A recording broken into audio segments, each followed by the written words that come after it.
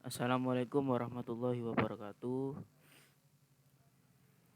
Di sini kami dari kelompok 3 akan mempresentasikan tugas akhir dari mata kuliah web lanjut. Untuk yang pertama, perkenalkan diri, saya Rafli Divanadra Rahmadani, NPM 07320. Saya Wawan Saputra dengan NPM 07364. Saya Marcelo Octobulus Atapari dengan NPM terakhir 0787.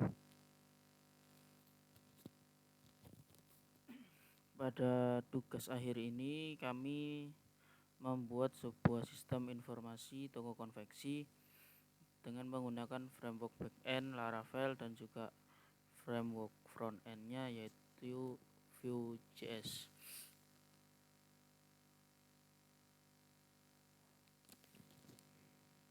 Pertama-tama di sini saya akan menjelaskan mengenai tentang produk dari sistem informasi ini, di mana pertama di sini dia menggunakan metode get untuk mengambil data dari endpoint dari produk.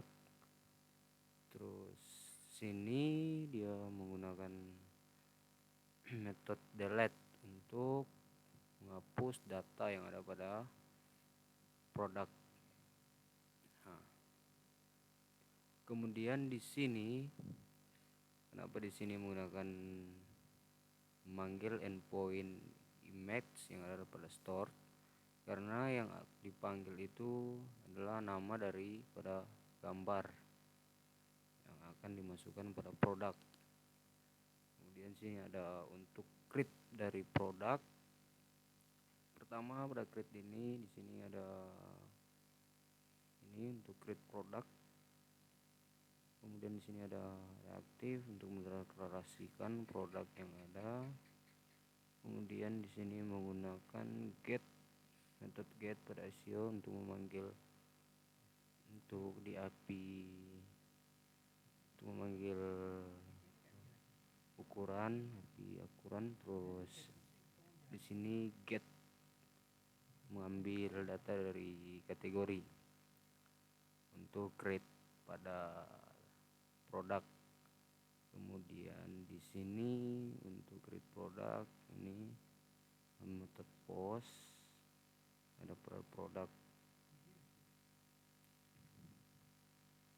Kemudian kita untuk edit produk itu di sini untuk edit produk di sini menggunakan reaktif. Kemudian sini ada lihat ini agar datanya bisa dirubah. Kemudian di sini ada metode get. Nah, di sini menggunakan get karena terlebih dahulu kita mengambil data yang ada pada produk untuk dimunculkan, lalu di sini data tersebut kemudian akan diupdate menggunakan metode post. Dan di sini jika datanya yang berupa gambar bisa diganti. Terus ini yang dia tidak menggunakan gambar. Kita langsung saja masuk ke aplikasinya, ke sistem. Di sini seperti ini di tampilan sistemnya. Kemudian sini saya mencoba pada menu create produk. Produk pertama di sini kita akan memasukkan nama produk yaitu batik. Misalnya produk yang akan kita create itu batik. Kemudian harga batik 130.000. Dan ukuran di sini ukuran dari sesuai ukuran baju yang kita inginkan. Misalnya kita mau taruh M, L, XL atau double X. Sini kita yang familiar aja L. Terus kategori kita untuk create ada 2 kategori, dewasa ataupun anak-anak. Di sini kita ambil yang ukuran anak-anak saja. Terus sini kita bisa untuk gambar gambar untuk masukkan gambar. Di sini kita bisa langsung tambahkan produk. Maka produk yang tadi kita tambahkan akan tertampilkan pada sistem. Kemudian kita kalau mencoba edit produk, di sini edit produk kita bisa menambahkan batik jadi batik SMP. Terus kita menggunakan gambarnya, kita ambil gambar yang tadi dan kita edit produk. Maka dari produk yang tadi sebelumnya dengan nama produk batik akan berganti jadi batik SMP. Kemudian di sini ada menu delete untuk menghapus produk dari sistem. Itu bisa langsung kita delete saja. Kemudian sistem akan menampilkan suatu notification you are short, apakah Anda ingin menghapus. Jika kita ingin menghapus produk yang ada pada sistem, produk itu bisa langsung kita hapus. Maka otomatis produk akan hilang dari menu produk pada sistem. Dan selanjutnya kami akan menjelaskan tentang customer. Untuk di menu customer yang akan dijelaskan oleh teman saya.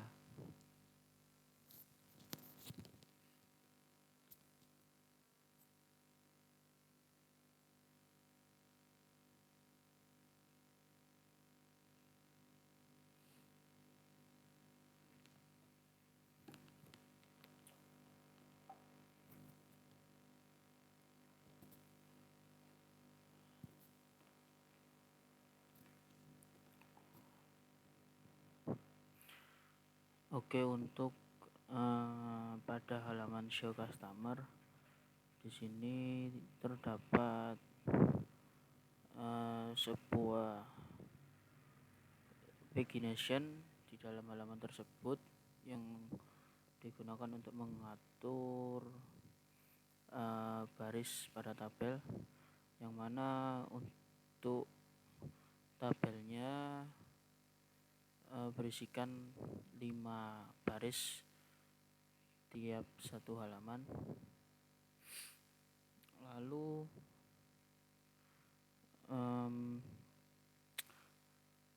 pada halaman show customer di sini terdapat tombol next page untuk menuju ke halaman selanjutnya daripada tampilan show customer, dan juga preview page yang digunakan untuk kembali ke halaman sebelumnya. Lalu untuk di sini ada method search, di mana method search ini digunakan untuk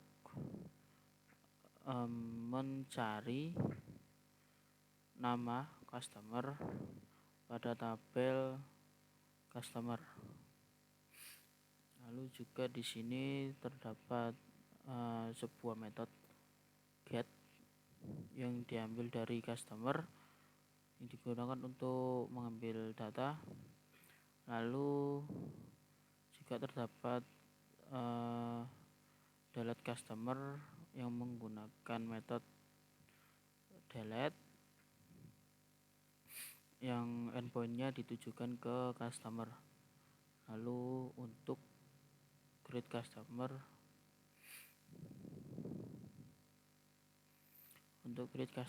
di sini menggunakan metode post yang endpointnya ditujukan ke customer. Lalu untuk yang halaman edit customer, pada halaman edit customer di sini menggunakan metode get yang digunakan untuk mengambil data yang sudah diinputkan pada halaman create customer, lalu diupdate dengan menggunakan metode post pada endpoint customer slash update. Untuk tampilan aplikasinya di sini saya akan mempraktekkan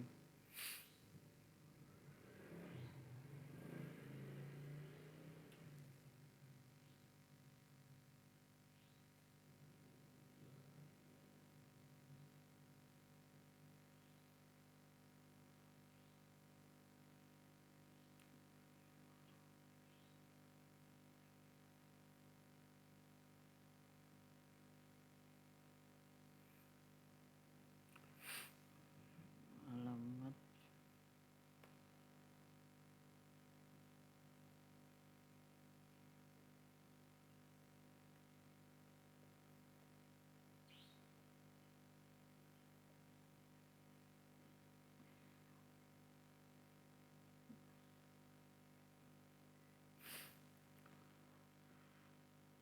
setelah itu akan saya coba edit untuk mengedit alamat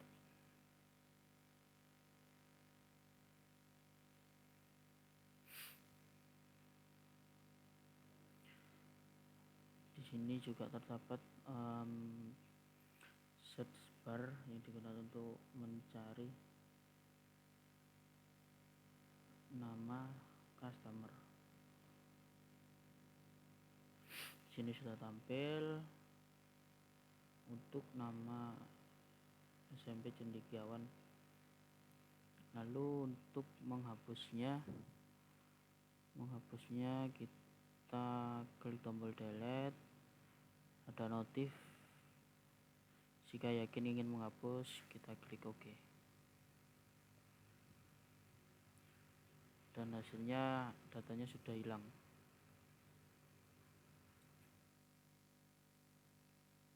Nah, sudah hilang. Mungkin untuk penjelasan dari halaman customer di sini sampai sini dulu. Selanjutnya akan dijelaskan oleh teman saya.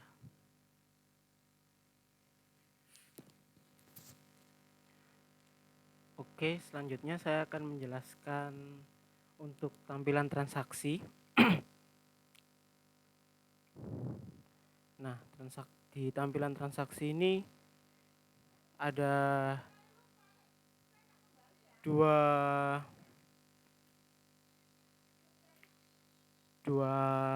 fungsi ya, bisa dikatakan. Sini ada untuk ngepost, di sini ada menampilkan.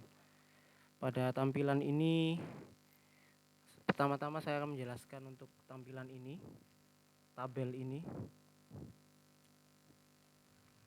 Jadi pada transaksi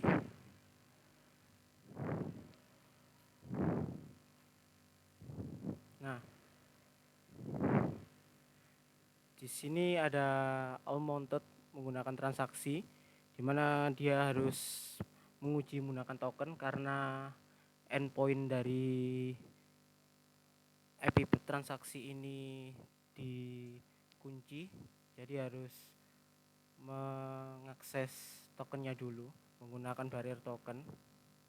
Setelah itu kita mengget dengan Axios dengan REST API metodenya get.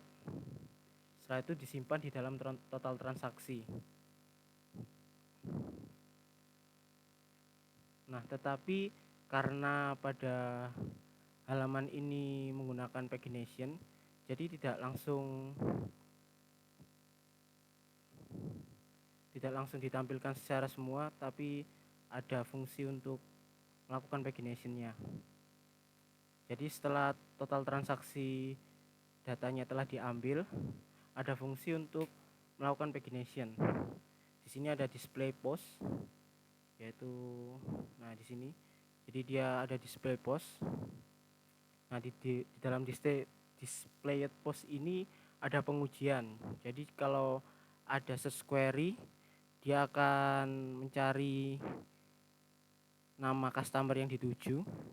Nah, jika enggak baru dia menampilkan. Nah, ini pembagian untuk paginationnya. Ada slice. Setelah itu ditampilkan, makanya di sini for each-nya menggunakan display post. Lalu untuk searchingnya juga di sini menggunakan filter jadi reaktif transaksi tabel, di mana pada name tag-nya tag body ini ada transaksi tabel. Jadi dia akan mencari sesuai dengan namanya, nama dari customernya. Oke, lalu ada fungsi untuk next page dan previous page untuk bergeser pagination-nya.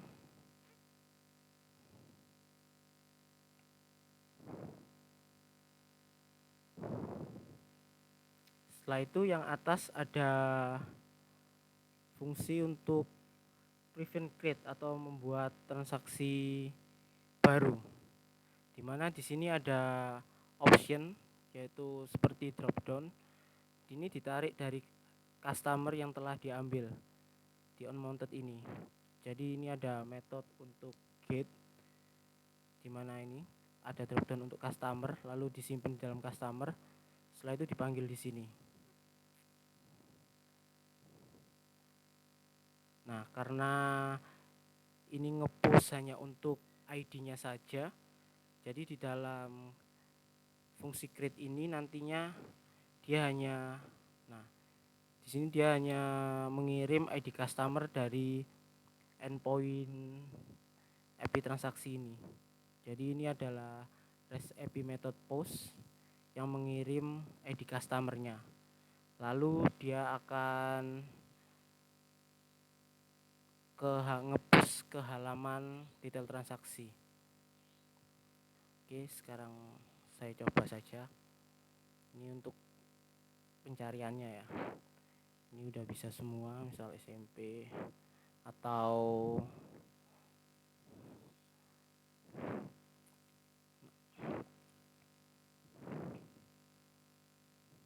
di sini kita pilih customer mana yang ingin ditambahkan transaksinya, misal ini.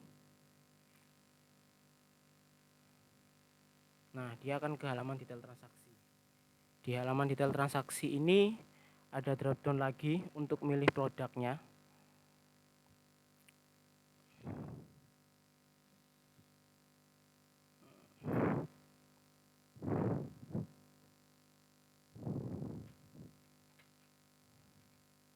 Nah, dropdown itu juga dipanggil menggunakan REST API GET. Sebentar.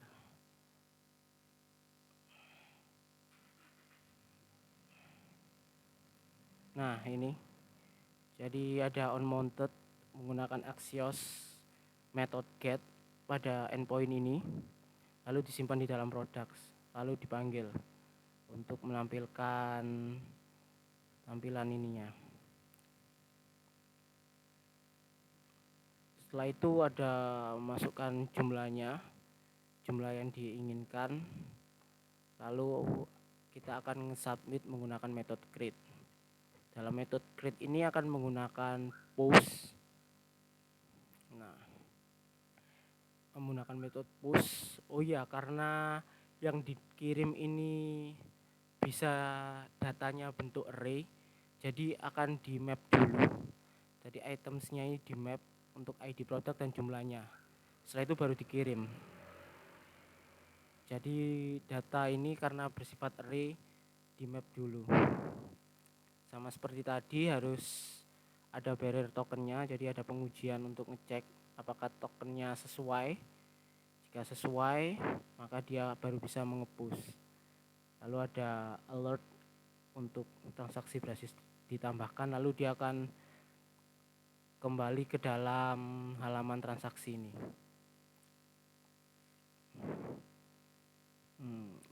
Apa saja ya, itu aja. Oh ya, ini untuk tabelnya juga untuk ditambahkan ke dalam sini. Jadi bisa milih beberapa produk yang diinginkan. Nah, itu menggunakan ya JavaScript lah. Sini ada itemsnya, baru akan dicek. Ini untuk remove, ada untuk menghapus, ini menambahkan. Jadi itemnya di push, karena yang di push tadi hanya ID produk dan jumlah yang dikirim ke dalam endpoint ini. Endpoint ini maksud saya. Oke, apa saja ya? Mungkin itu saja. Untuk format rupiah ini juga seperti biasa, jadi ada value-nya format rupiah. Untuk jadi dipindah menjadikan string dulu value-nya, lalu setiap tiga kata dari string itu akan ada titiknya. Ya itu aja sih. Oke, sekarang coba. Misal saya milih baju olahraga, jumlahnya 10.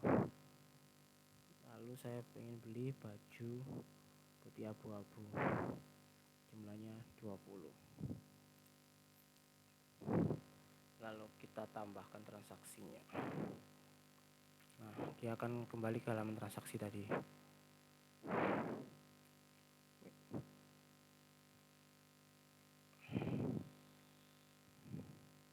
Nah, ini transaksi terbarunya.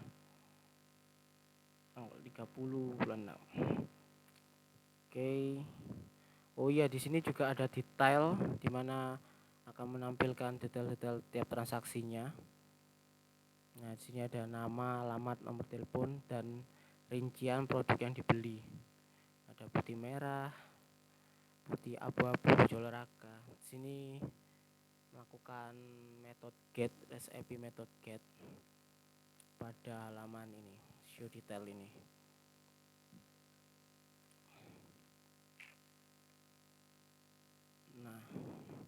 Nah, di sini ada unmounted lagi, lalu ada pengecekan token. Setelah itu dia akan menampilkan menggunakan Axios get, karena ini REST API method get.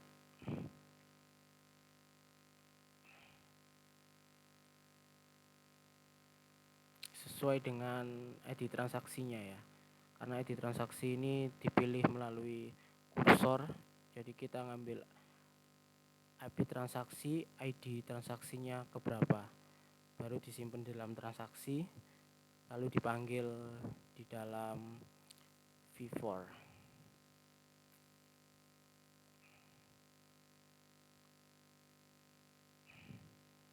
Di dalam sini.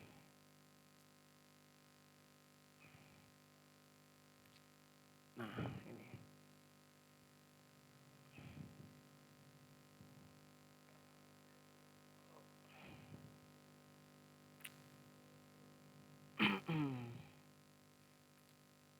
Ya, mungkin untuk penjelasan front end-nya segitu dulu.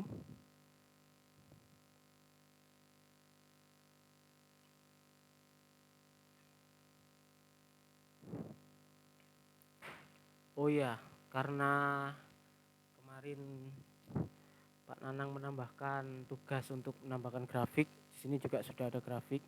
Ini adalah grafik penjualan untuk setiap bulannya. Nah, di sini juga ditarik menggunakan REST API get, method get. Sini ada bulan Juni, Mei, April, Maret sesuai dengan transaksinya. Sebentar.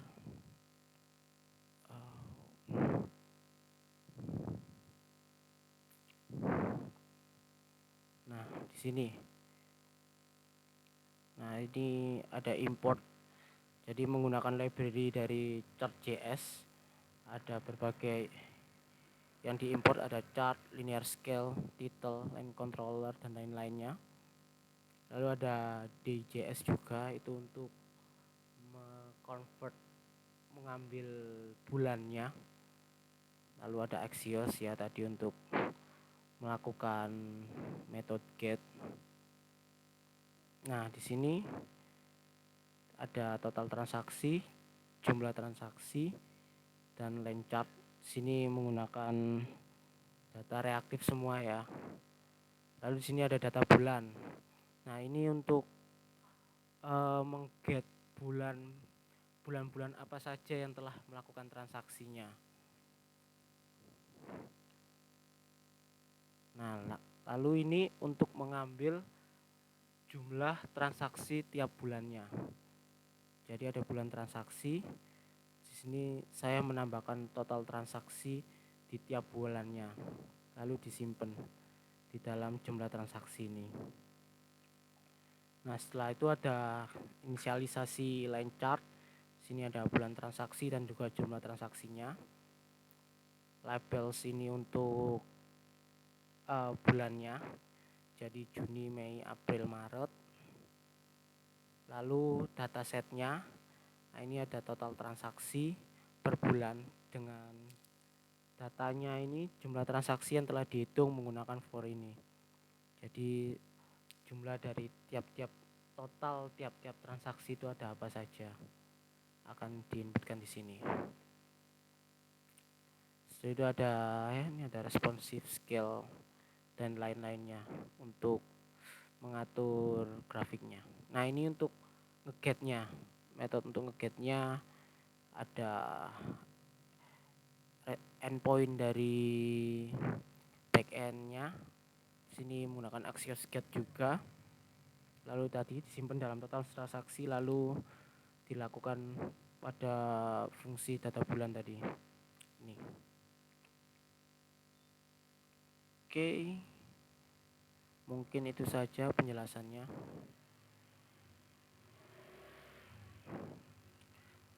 Penjelasan program front end tugas akhir dari kelompok kami.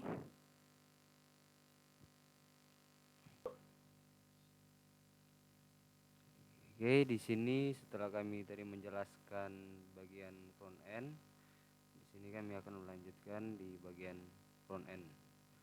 back end dari aplikasi sistem informasi toko konveksi. Di sini untuk produk, di sini ada function index untuk menampilkan semua data yang ada. Terus di sini untuk menampilkan detail data setiap satu data yang ada. Kemudian ada store data untuk membuat data. Kemudian di sini juga ada function update untuk update data pada produk. Di sini bisa request untuk gambar.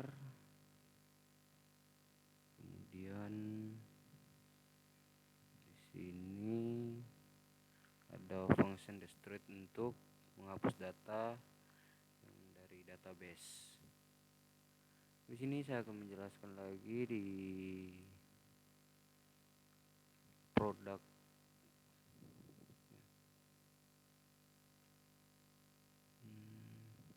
Excel ini digunakan untuk mengatur data JSON dari data produk. Kemudian di sini kita akan menunjukkan untuk endpoint, untuk IP-nya, ya. Di sini sebelum produk ini mendapatkan di front end ini ya, di front end ya. Sebelum dia mendapatkan endpoint, pertama dari IP kita harus buat dulu seperti ini. Di sini ada untuk itu ada get product, ada IP untuk index. Kemudian di sini ada get product. Get product ini untuk get berdasarkan ID product. Jadi detail produk ini, untuk melihat satu detail produk ini diambil berdasarkan ID produk. Contohnya seperti kita lihat di front end-nya seperti ini. Di sini ada produk. Sini ada endpoint-nya yang dibuat dari SIP product method get. Jadi sebelum kita panggil di front end, terlebih dahulu di SIP-nya dibuat seperti ini. kemudian ada metode post dari produk yang akan di store. Kemudian untuk post untuk di update menggunakan metode post berdasarkan ID. Coba kita lihat di front end-nya. Di front end-nya untuk di product edit ini seperti ini. Jadi metode postnya di produk customer, produk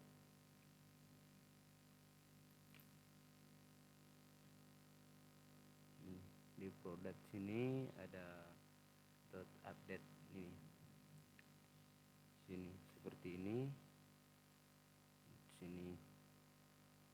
Nah di sini ada metode post, terus sini endpointnya, terus HP produk update. Dan untuk di IP juga seperti ini. Untuk metode post update IP-nya seperti produk. Untuk nge-create dari produk. Jadi kurang lebihnya seperti itu di bagian REST IP dari produk. Dan untuk delete sama seperti yang di produk itu. Di sini ada metode delete juga. Kemudian di REST IP-nya seperti ini, tapi delete-nya berdasarkan ID. Untuk di REST IP-nya seperti itu. Jadi untuk di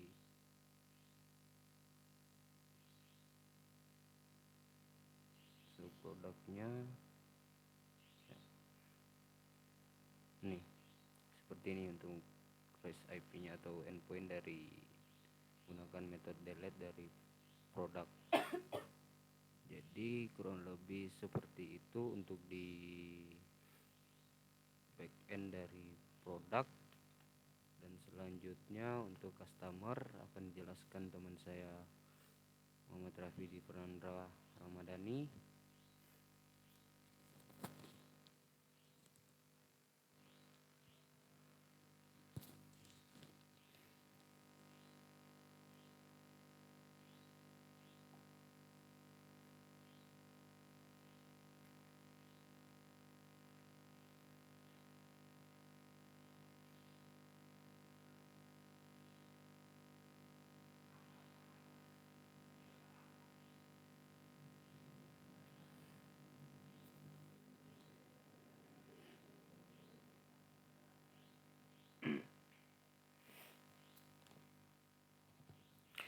Oke, untuk di dalam customer controller di sini terdapat sebuah function untuk meng-create customer yang mana di dalam function ini terdapat nama, nomor telepon, alamat, dan email untuk menginputkan data customer. Lalu sebuah function juga untuk mengget data dari database. Lalu di sini juga terdapat function update untuk mengupdate data dari database. Lalu juga terdapat function destroy yang mana function ini digunakan untuk menghapus data yang sudah diinputkan.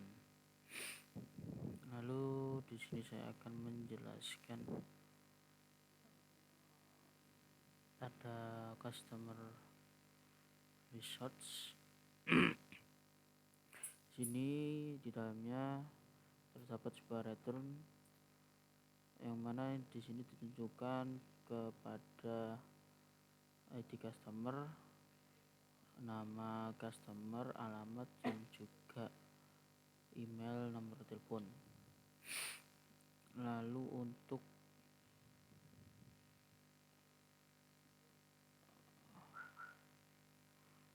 API-nya di sini untuk customer yang menggunakan metode post, yaitu pada store, yang mana endpoint ini digunakan untuk menginputkan atau mengcreate data customer.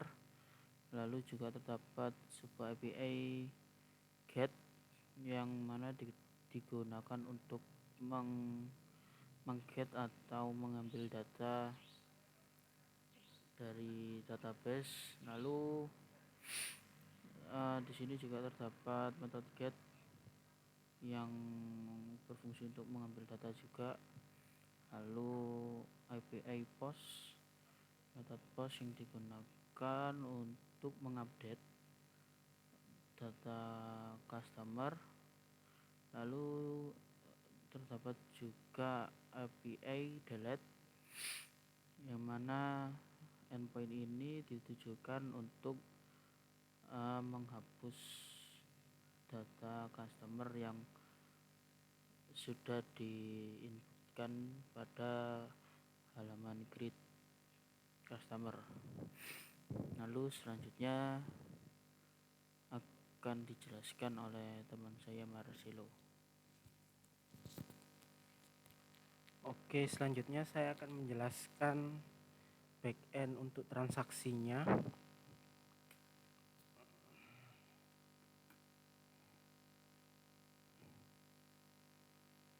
Nah, di sini pada transaksi controller ada fungsi store yang telah dijelaskan sama teman-teman saya tadi, bahwa fungsi store ini untuk membuat data baru. Karena pada penjelasan ini saya membuat transaksi, jadi store ini untuk membuat transaksi baru di mana dia akan mengembalikan nilai dari transaksi resource di halaman resource. Seperti juga telah dijelaskan oleh teman-teman saya tadi, transaksi resource ini adalah salah satu bawaan Laravel yang digunakan untuk mengatur pengembalian JSON-nya.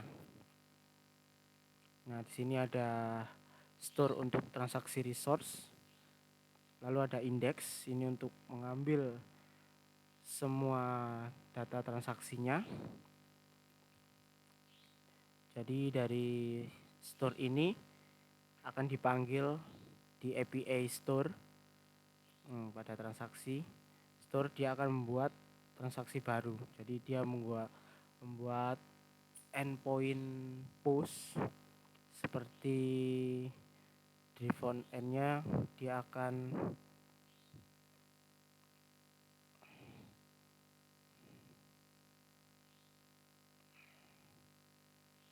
ini. Jadi dia membuat transaksi. Jadi endpoint dari ini dibuat dari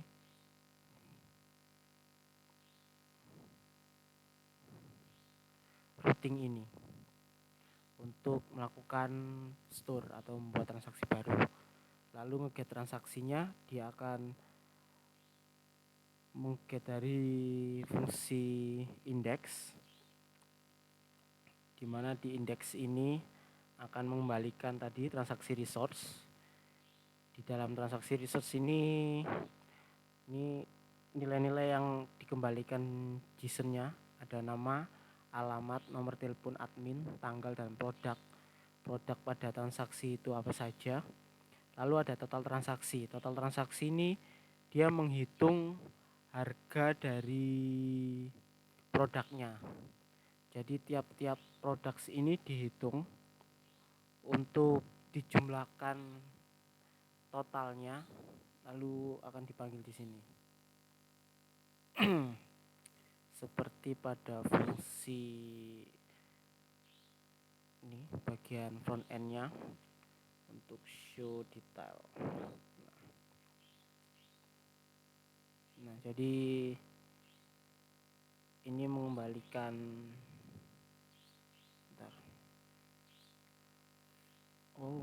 transaksi ini dia hanya mengembalikan transaksi produk.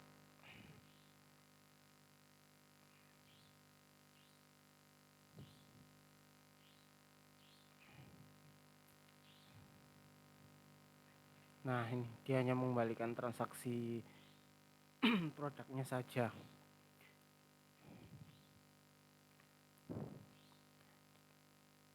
Jadi endpoint ini dibuat dari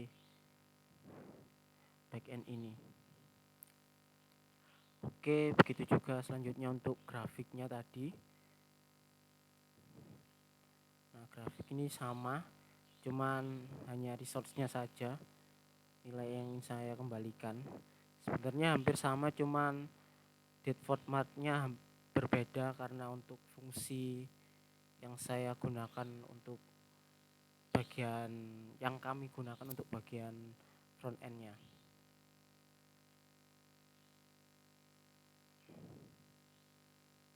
Nah, penerapan dari URL ini yang akan digunakan untuk endpoint-nya berada pada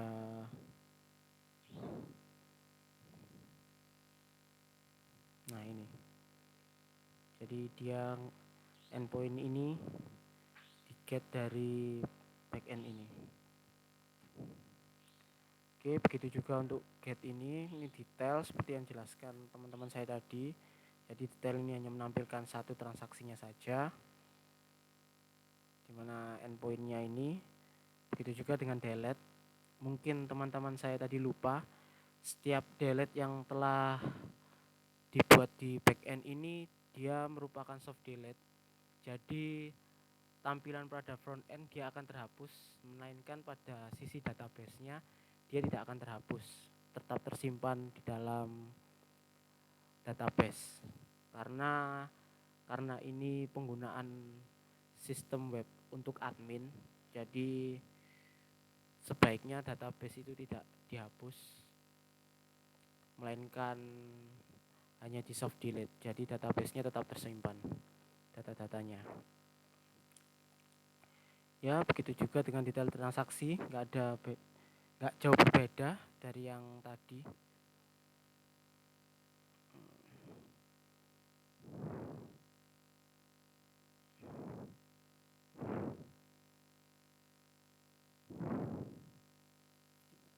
Detail transaksi. Ya, ini detail transaksi ada store dan juga index. Jadi dia nge-get detailnya, detail transaksinya. Sini ya hampir sama-sama yang dijelaskan teman-teman saya tadi. Cuman bedanya ini membuat datanya ya ini. Karena yang dikirimkan itu array. Jadi yang berbeda hanya ininya saja sih. Yang lainnya sama. Bahkan ini tidak menggunakan resource. Ini adalah salah satu contoh fungsi backend Laravel yang tidak menggunakan resource. Jadi dia langsung return JSON ini. Karena fungsi resource ini kan tadi untuk mengatur nilai-nilai apa saja yang ingin ditampilkan di JSON-nya. Nah, di sini dia langsung menampilkan semuanya. Mungkin sekian penjelasan tugas akhir web lanjut dari kelompok kami, yaitu kelompok 3. Kurang lebihnya jika ada salah kata mohon maaf. Assalamualaikum warahmatullahi wabarakatuh.